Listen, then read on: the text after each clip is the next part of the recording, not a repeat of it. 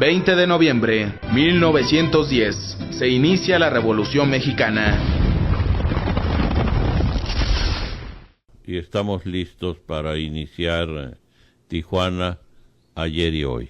Una fecha muy especial, Día de la Revolución Mexicana. Soy Oscar Genel, los saludo con afecto y les vamos a platicar acerca de ese tema.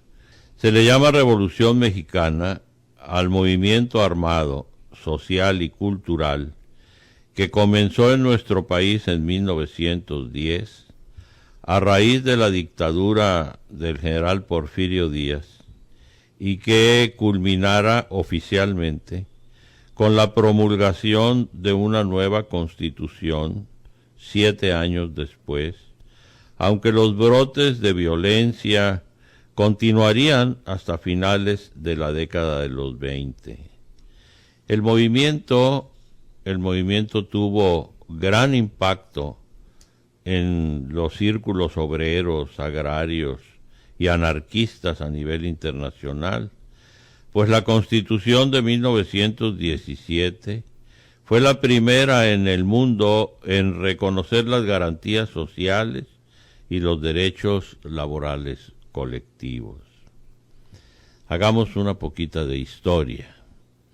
El general Porfirio Díaz, quien inició su camino al poder como un genuino heredero de la reforma liberal y anticlerical encabezada por Benito Juárez, fue abandonando con el tiempo muchos de los principios que lo condujeron a la primera fila de la política mexicana y terminó adoptando una postura personalista.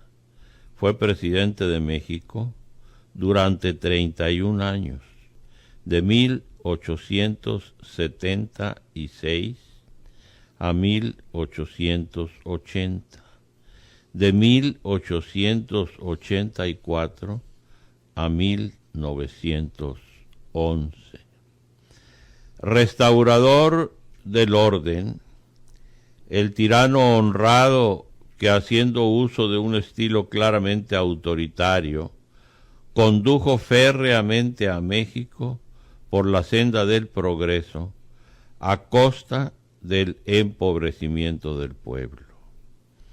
El progreso se había convertido en la consigna más importante de todas las que simbolizaban las ansias transformadoras de los latinoamericanos.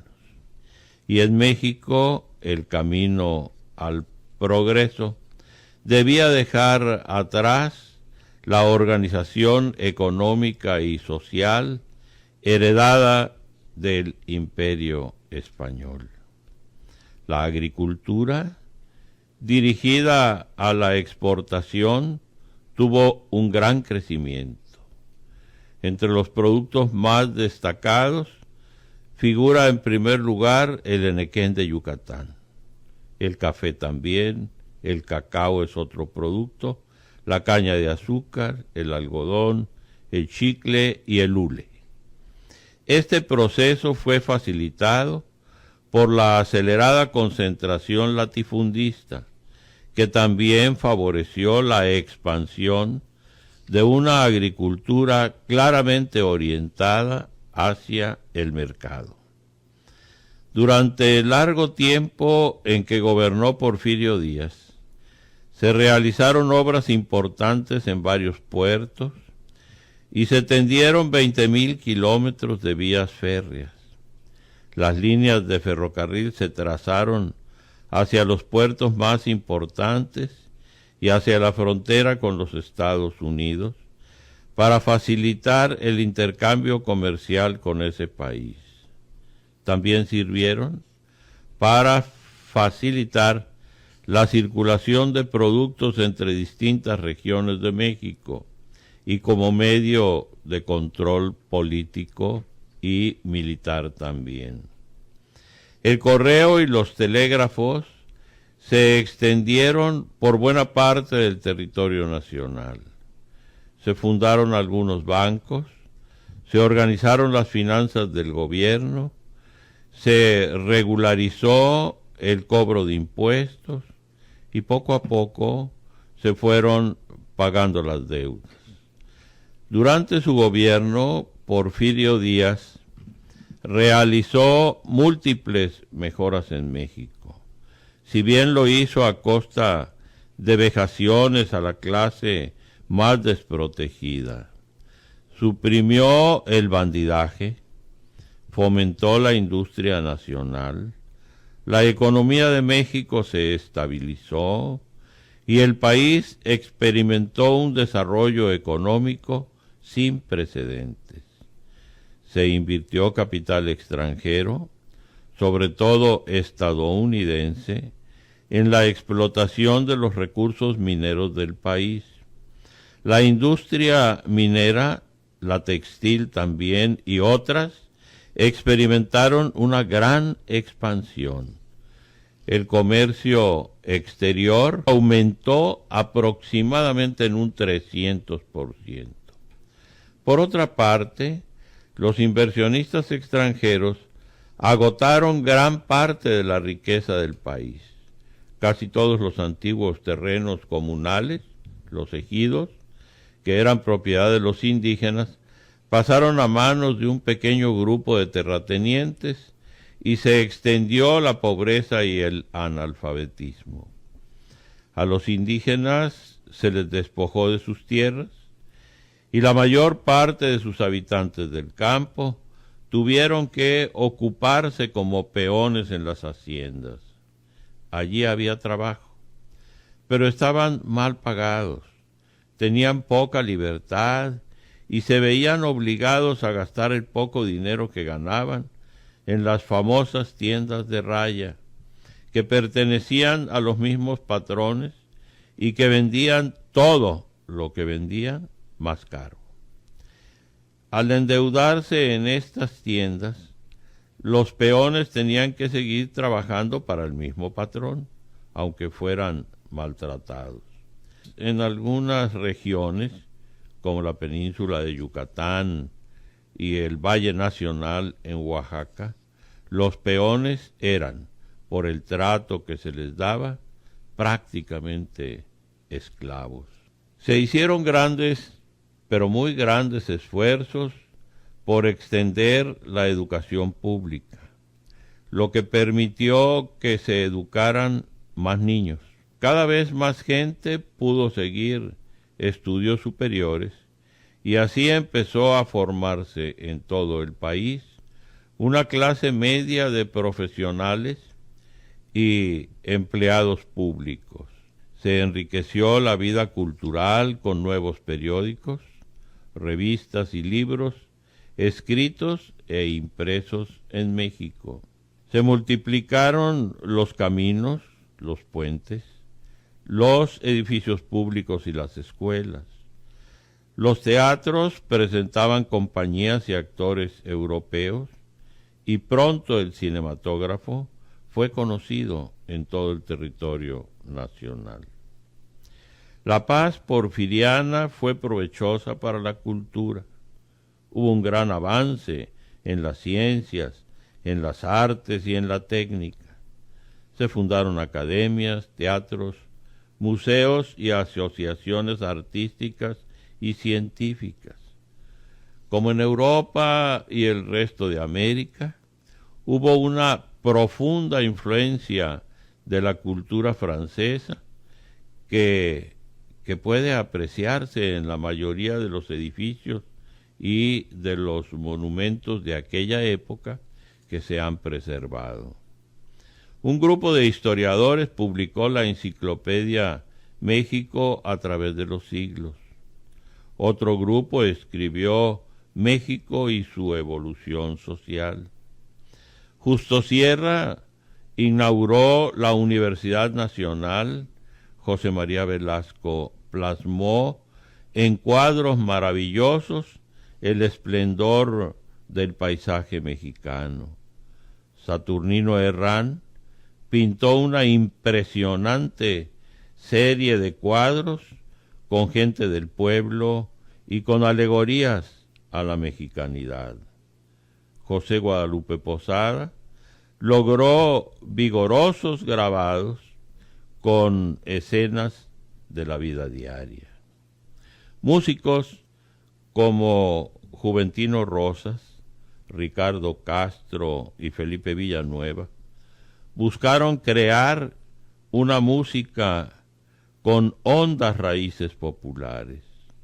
Grandes novelistas como Federico Gamboa, cronistas y cuentistas como Ángel del Campo, y poetas como Manuel Gutiérrez Nájera, Manuel José Otón, Salvador Díaz Mirón y Amado Nervo dedicaron su talento a describir y a cantar a la vida y al paisaje de México. Esto que les estoy contando engloba una sola actitud gubernamental, un solo talento de un líder que empezaba a marearse por el poder mismo, y la decisión de un pueblo de empezar a buscar, empezar a tratar de encontrar una salida al analfabetismo, al empleo forzado, al poco dinero y a la escasa libertad que se tenía. Déjeme decirle algo acerca de los antecedentes de la revolución. En 1808, Porfirio Díaz concedió una entrevista al periodista estadounidense James Krillman, en la cual afirmó que México ya estaba preparado para tener elecciones libres. La noticia entusiasmó a mucha gente, que de inmediato comenzó a organizarse para participar en las elecciones de 1910. Surgieron varios partidos políticos y se escribieron libros y artículos sobre la situación del país y la solución de sus problemas. Una de las principales actividades, el Plan de San Luis.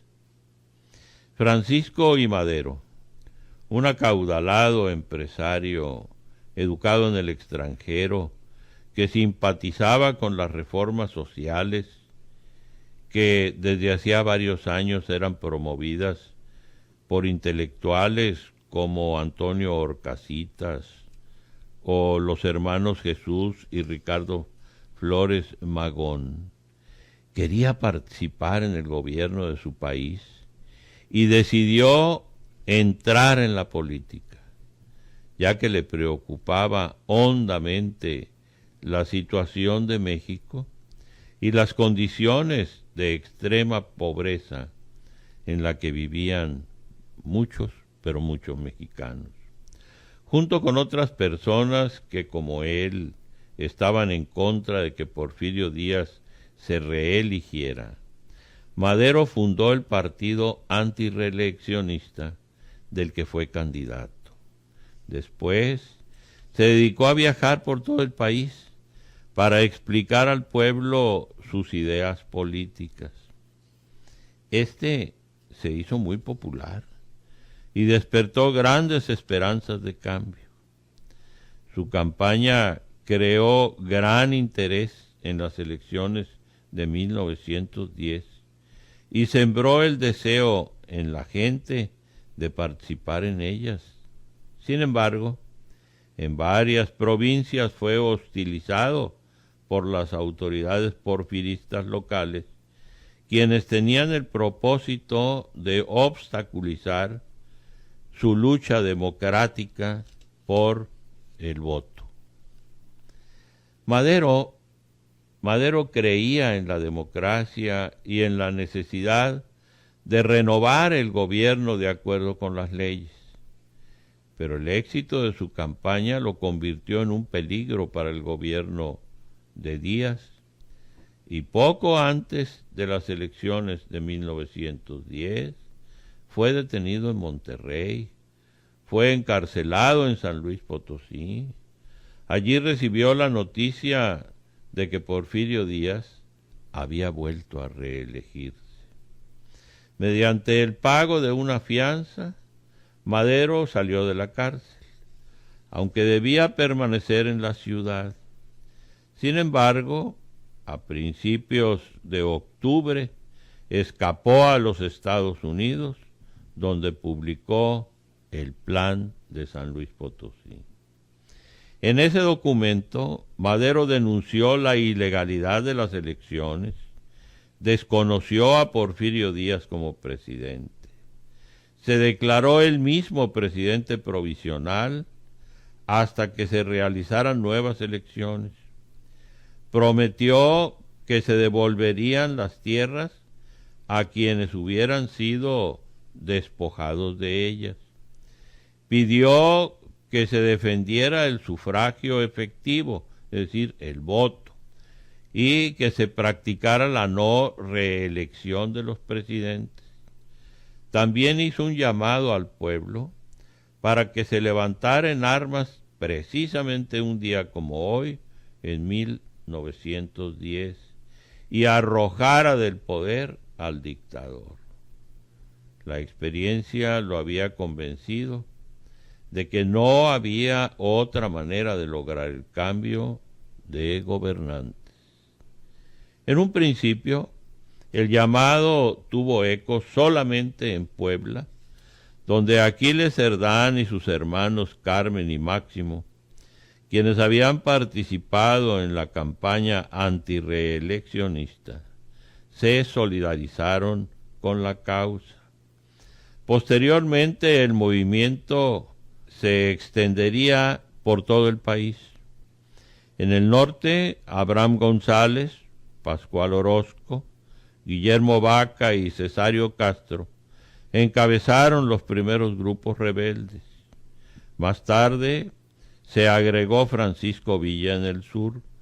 Emiliano Zapata dirigió un movimiento armado de corte agrarista y se inicia la revolución. Déjeme comentarle que el 14 de noviembre de 1910, en Cuchillo Parado, Chihuahua, Toribio Ortega se levantó en armas con un pequeño grupo de seguidores. El 18 del mismo mes fue descubierta en Puebla la conspiración maderista en la casa de la familia Cerdán. Al resistirse contra la policía y los soldados, los hermanos Aquiles y Máximo Cerdán perdieron la vida. Fueron de los primeros mártires de la revolución. Su hermana Carmen y su madre fueron encarceladas. En Chihuahua se movilizaron Pascual Orozco y Francisco Villa. En Morelos, Emiliano Zapata, quien se incorporó a las fuerzas maderistas, atraído por las demandas agrarias del Plan de San Luis. Los hacendados, aprovechando que el ejército porfiriano se mantenía en pie, presionaban para que las fuerzas campesinas fueran desarmadas y urdieron una traición que por poco le costaba la vida a Zapata. Quiero morir siendo esclavo de los principios, no de los hombres, escribió Zapata en una de sus cartas. Esta actitud la mantendría hasta el fin de su vida, lo que le provocó enfrentamientos con quienes ocuparon el poder, mostrándose fiel a los principios del Plan de Ayala, ideario agrarista en el que se reflejaban los anhelos de los campesinos, sintetizados en la frase tierra y libertad. La recuperación de las tierras que les habían quitado a los campesinos era su objetivo principal. Villa no tenía preparación militar, pero resultó ser un estratega excelente. Además tenía un amplio conocimiento de las zonas que por muchos años había recorrido perseguido por la justicia, y un profundo sentimiento de solidaridad con los desheredados, entre quienes él mismo se había contado. Lo seguía gente del norte, descontenta por la exigencia de latifundistas y de ganaderos. El ejército de Porfirio Díaz, que había mantenido la paz durante 30 años, parecía muy fuerte, pero en realidad era débil frente al descontento general. En solo 6 meses, las fuerzas maderistas triunfaron sobre las del viejo dictador. La acción definitiva fue la toma de Ciudad Juárez por Pascual Orozco y Villa. En esa misma ciudad, en mayo de 1911, se firmó la paz entre el gobierno de Porfirio Díaz y los maderistas. Porfirio Díaz renunció a la presidencia, salió del país rumbo a Francia, donde murió en 1915. Al renunciar Porfirio Díaz, el Congreso nombró presidente interino a Francisco León de la Barra, convocó a elecciones. Resultaron electos Francisco I. Madero, quien asumió la presidencia en noviembre de 1911, y como vicepresidente José María Pino Suárez. La riqueza seguía estancada, concentrada en manos de unos cuantos mexicanos y de muchos extranjeros, muy ricos, que tenían toda clase de lujos, mientras la mayoría del pueblo apenas podía vivir. Continuaban las injusticias en el campo y en las ciudades. Los campesinos deseaban que les devolvieran sus tierras, y los obreros reclamaban mejores salarios, un horario de jornada justa y el derecho a organizarse para exigir mejores condiciones de trabajo. Además, había una queja general. Los mexicanos sentían que el gobierno continuaba protegiendo los intereses extranjeros más que los de los mexicanos. Madero tuvo que enfrentarse a grandes dificultades, las cuales iba resolviendo poco a poco y conforme a la ley, pero algunos de sus partidarios se sentían decepcionados, ya que no lo veían actuar con rapidez y con firmeza. Emiliano Zapata se rebeló contra Madero en Morelos, apenas 20 días después de que éste ocupó la presidencia, y Pascual Orozco lo hizo en Chihuahua a principios de 1912. Madero encargó las operaciones contra Orozco al general Victoriano Huerta, quien en unos meses derrotó a los orozquistas.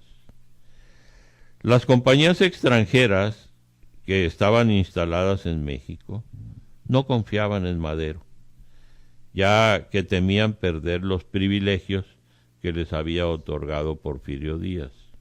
Entonces empezaron a considerar muy conveniente eliminar el estorbo que para ellos representaba el nuevo presidente Francisco I. Madero. Estoy platicando acerca día de la Revolución Mexicana y quiero platicarles de un episodio, el episodio conocido como la Decena Trágica. Con el apoyo de algunos diplomáticos extranjeros, encabezados por el embajador de Estados Unidos en nuestro país, en febrero de 1913, 3 antiguos militares porfiristas se rebelaron contra Madero en la Ciudad de México. Uno de ellos, Bernardo Reyes, murió cuando dirigía un ataque contra el Palacio Nacional.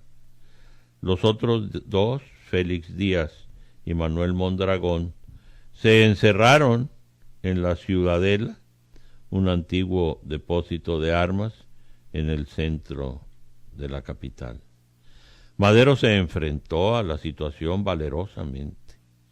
Para su desgracia, puso el mando de las tropas leales en manos de Victoriano Huerta, el cual había sometido a los orozquistas el año anterior, pero ahora, sin que el presidente Madero lo supiera, estaba de acuerdo con los sublevados, de acuerdo con el embajador de Estados Unidos en México.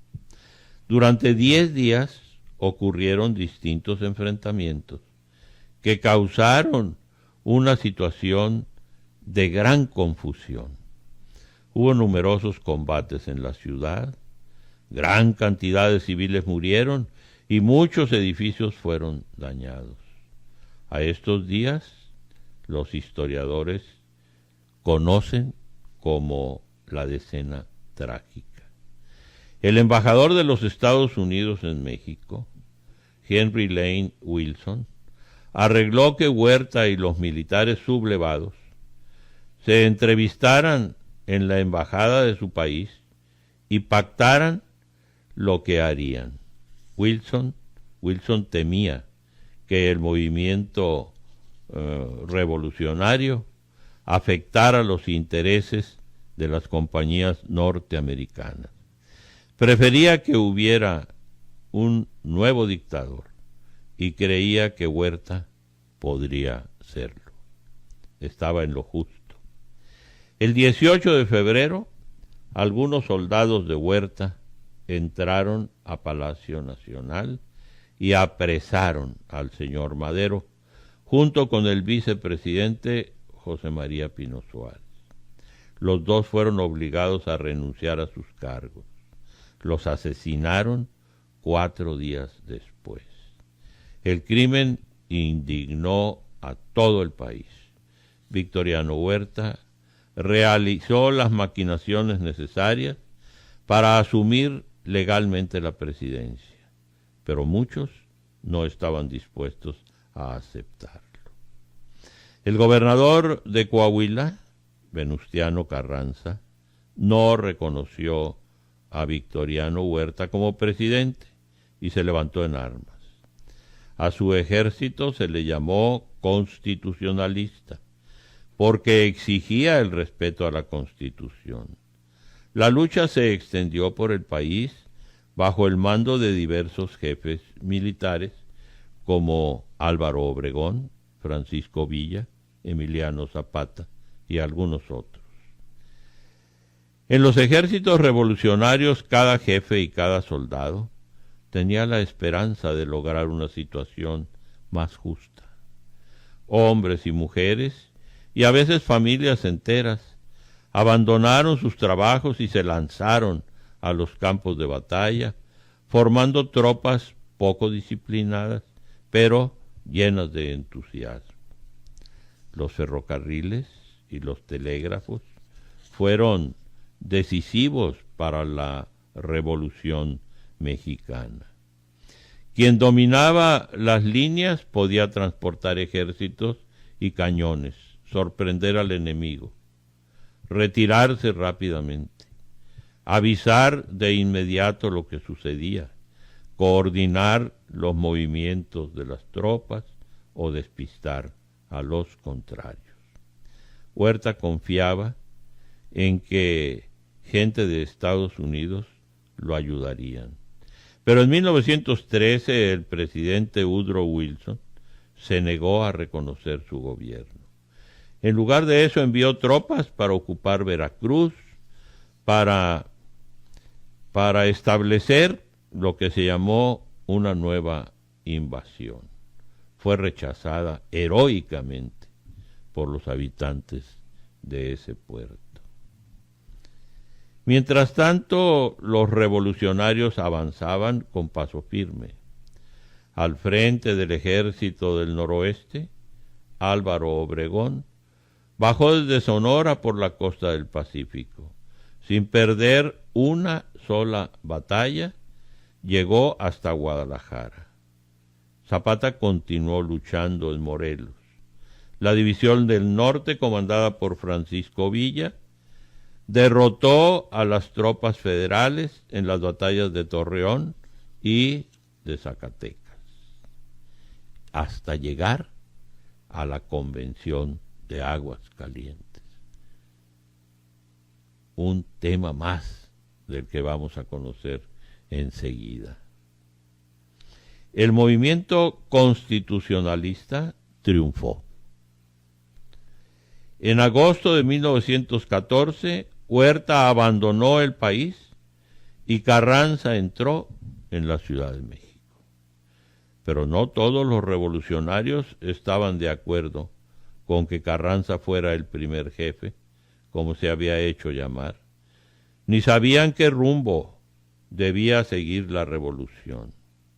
Los caudillos revolucionarios o sus representantes se reunieron en Aguascalientes en octubre de 1914 para ponerse de acuerdo en la soberana convención revolucionaria.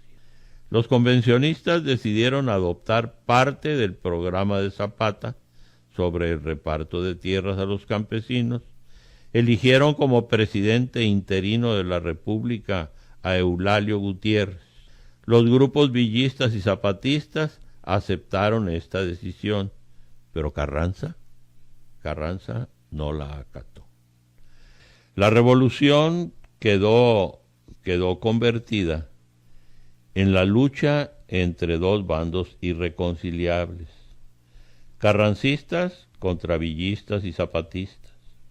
Todo parecía indicar que Villa y Zapata triunfarían, ya que ocuparon casi todo el país y tomaron la capital. Carranza y su principal general, Álvaro Obregón, se refugiaron en Veracruz. Finalmente, el talento militar de Obregón se impuso al de Villa y lo derrotó en Celaya en abril de 1915. Tras nuevas derrotas, Villa se refugió en la sierra de Chihuahua. En 1916, cuando el gobierno de los Estados Unidos de América reconoció al de Carranza, Villa invadió el territorio estadounidense y atacó el pueblo de Columbus, en Nuevo México. Carranza lo declaró fuera de la ley. Una columna de soldados estadounidenses entró a México para perseguir a Villa, pero no consiguieron capturarlo. La presencia de las tropas extranjeras en México provocó situaciones difíciles, pero Carranza, con su apego a las vías diplomáticas y la serenidad que lo caracterizaba, evitó que el conflicto creciera. Carranza y Obregón triunfaron sobre Villa y Zapata, gracias a su capacidad militar, pero también porque sabían mejor que sus rivales lo que significaba la unidad nacional por encima de los enfrentamientos entre caudillos. Carranza tenía una clara idea, muy clara idea, de lo que era una nación. Insistió en la legalidad de su movimiento y actuó conforme a la ley. Para el nacionalismo y el apego a la ley eran los valores mucho más importantes. Esto que han ustedes escuchado a lo largo de este programa, pues es solamente una síntesis de lo que hoy festejamos. Una revolución que nos dio un país de leyes. Una revolución que orientó el crecimiento de nuestro país. Mencioné yo a los hermanos Flores Magón. Los hermanos Flores Magón tuvieron mucho que ver con nuestra entidad, con Baja California. Los hermanos Ricardo y Enrique Flores Magón iniciaron desde muy jóvenes una tenaz oposición a Porfirio Díaz, por lo que en diversas ocasiones fueron encarcelados junto con otros liberales enemigos de la dictadura.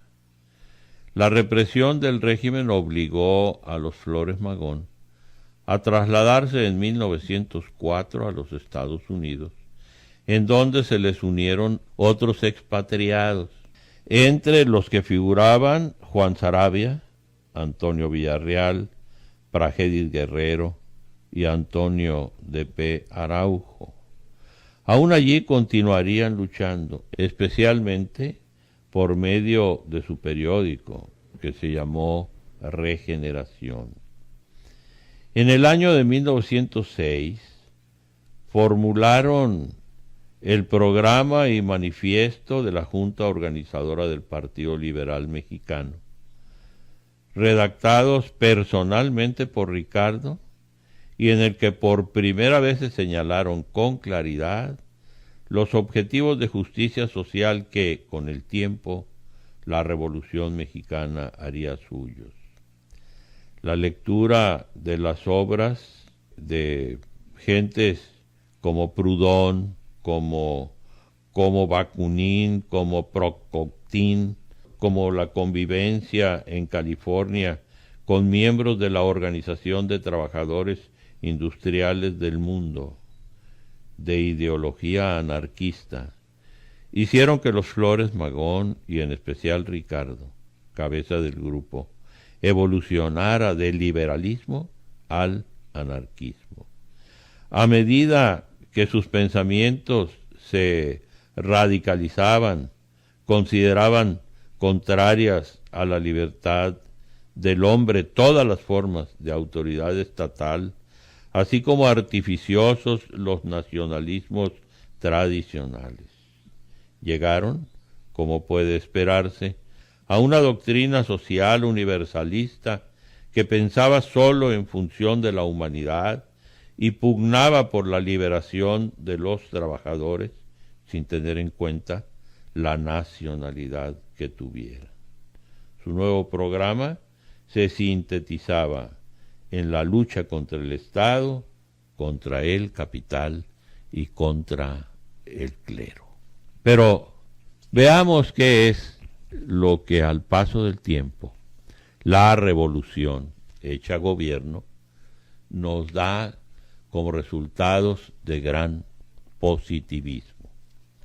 Aquí en Tijuana, concretamente en Tijuana, la creación de la Universidad Autónoma de Baja California, que permitió que los muchachos que terminaban la educación primaria y que posteriormente lo harían con la formación secundaria, no tuvieran que irse de la región. Los que se iban, que se fueron muchos, no regresaron, o regresaron muchos casados y muchos sin haber estudiado. Se preocuparon mucho padres de familia, gobernantes, por tener una universidad como ahora es la Universidad Autónoma de Baja California. Por cierto que una de sus escuelas, ahora facultad, la de Derecho, está cumpliendo sus primeros 30 años. Con la presencia del académico Miguel León Portilla y el rector de esa universidad, Alejandro Mungaray, se realizó un emotivo acto de celebración por los 30 años de distancia de lo que fue el documento firmado entre la Universidad Nacional Autónoma de México y la Universidad Autónoma de Baja California. Un convenio interinstitucional para la creación del Centro de Investigaciones Históricas. Por tal motivo se recordó cómo, en 1975, fue apoyada la idea del investigador bajacaliforniano David Piñera Ramírez, que propició el nacimiento de una institución que, como esta, ha quedado como un incremento directo al acervo documental de Baja California. Precisamente en el presidio me estuvo presente el que fuera rector de la UABC en esa temporada, el ingeniero Luis López Moctezuma. Piñera y León Portilla se conocieron en la Ciudad de México en los años 70, cuando el baja californiano realizaba la maestría en Historia. Fue ahí donde el investigador emérito impulsó la idea de que Piñera regresara a Baja California para crear un archivo de investigación que rescatara la historia de la región.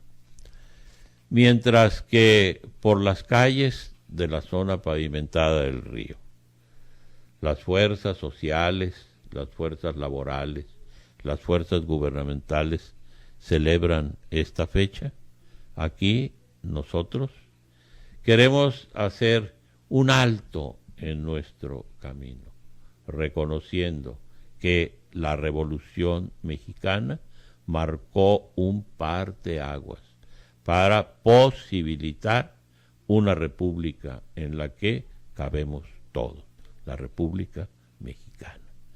Son en este momento casi las 11, y si usted nos está escuchando en el radio de su automóvil, no se desespere, vea, disfrute, goce, aprenda con este desfile que es cívico, que es deportista, que nos da la oportunidad de echar una miradita a través del hombro, irnos hasta el siglo pasado y pensar que en 1910 las fuerzas leales de el señor Madero posibilitaron la existencia de un nuevo México. Sea tolerante, participe. Soy Oscar Genel, les agradezco muchísimo estos minutos de su atención. Ojalá disfruten. Así llegamos al final de este programa Tijuana Ayer.